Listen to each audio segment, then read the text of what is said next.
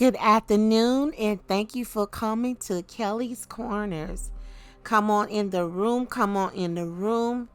And today we'll be discussing me being bewitched by controlling spirits. Looking over my life and examining how God has kept me from many dangers, I found out how God is faithful to me. I remember as a child, I was afraid of everything. I hated the dark. I hated being alone. And most of all, hated being in the dark alone. I would look at things on my dresser. They would turn into demons that would call my name. I would try to run and tell my mom, but she wasn't around. Or my dad, who was around but not around. Because I was afraid of him too. So at the time I shared the room with my sister that's a year older than me, and I was the youngest out of 7. It was 6 girls and one boy. I would ask my sister, whom I shared the room with, did she see what I saw, and did she hear what I heard? And she told me, no, you're just crazy, and for me to leave her alone. Now I'm walking around afraid of everything and hating being alone. Well, because I was a child full of fear that invited unwanted demonic activity to find me and mark me, not understanding as a child what was happening around me. I would succumb to my environment. My teachers told my parents that I would never be anything, and I would go home to get abused by my present but not present father. I was just in a bubble of chaos. So I developed a coping mechanism which involved fantasy to escape from reality. I would escape to this false world so I would not have to deal with pain and rejection. So I found myself being someone else besides who I really was. So in the fake world of mine, I had all these people who loved me and always said great things about me and always told me how beautiful I was. And anything I wanted was given to me at a blink of an eye. I had all the money I could ever imagine. Now remember, this is all my imagination that went wow. I just loved this fantasy world better than my true life. One day my dad had told me that I would never be any good and no one would ever love me, and I believed it. And that because I believed it, it led me to draw those types of people to my life that was controlling, abusive. It was one time my dad just grabbed me, choked me, and I couldn't talk. I couldn't breathe. He busted my nose and my nose started bleeding. And that day, that's when my heart got filled with hatred. And that took root in my soul. And I ended up, drinking alcohol at a very young age.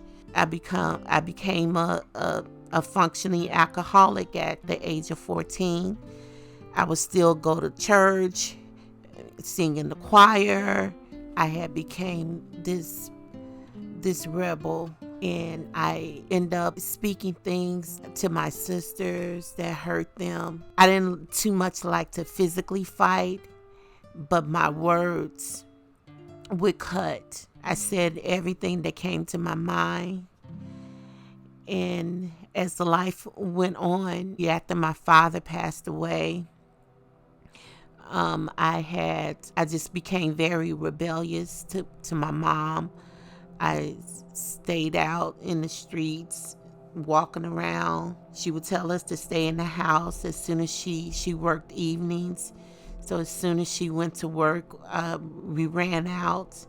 And then later on, when I was 21, I got involved in this relationship. It was like a friendship, and I see now how we connected because he came from a dysfunctional family, and I did too, and that familiarity brought us together. I had gotten into a marriage that was like my home life because it was familiar. Just like my father said, I ended up fulfilling that prophecy he spoke that no one would ever love me, and I would never be anything, amount to anything. And so I ended up going down the path of betraying myself, not knowing myself.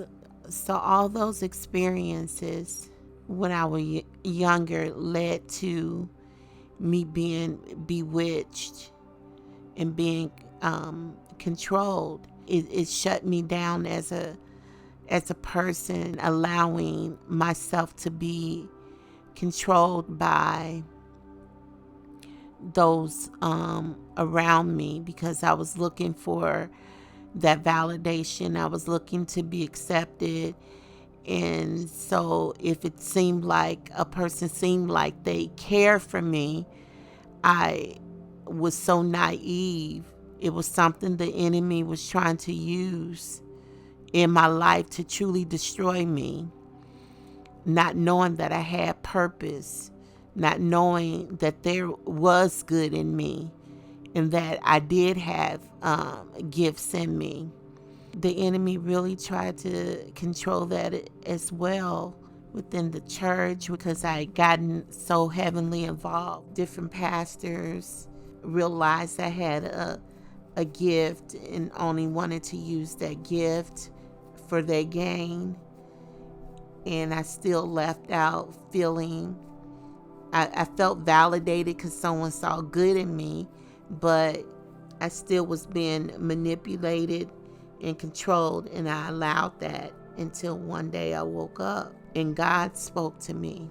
So after 11 years of being in an abusive marriage, I finally got the strength to believe what God said about me, that the plans that he had towards me were good and not evil, to give me a hope in a future and a great and expected end. And I was able to get out of that situation and focus myself on my purpose and allow myself to really heal. Now I can identify those types of toxicity or pathologies. So I'm thanking God for the wisdom to know the difference. Now I know that I am loved by my Heavenly Father, and that I have the potential to embrace love when it comes my way, to give love and to receive love. And only validation that I need is from God and what he said I was. So thank you for joining me today and coming in the room at Kelley's Korner.